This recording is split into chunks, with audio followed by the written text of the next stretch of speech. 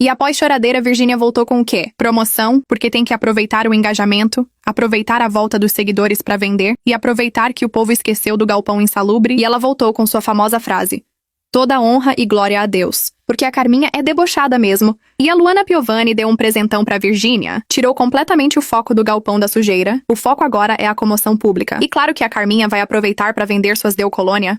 Luana Piovani tá sendo cancelada. Fãs da Virgínia dizem que ela tem inveja da Vivíbora. E a culpa é de quem joga. Segundo os fãs, Virgínia não tem culpa de nada. Ela é só a influenciadora que divulga casas de apostas, pois afinal ela tem 3 filhos e precisa de dinheiro. Se os pobres não conseguem conter seus vícios, a culpa é deles mesmos. Enquanto muitas pessoas choram a perca de entes queridos para o vício do jogo, o único choro que comove é o da bilionária. Luana Piovani pesou nas palavras, mas não tira a culpa da Virgínia. Enriquecer com dinheiro sujo e dar honra e glória a Deus é quase uma afronta. Mas o importante é o engajamento, os likes e vender os puro voodoo.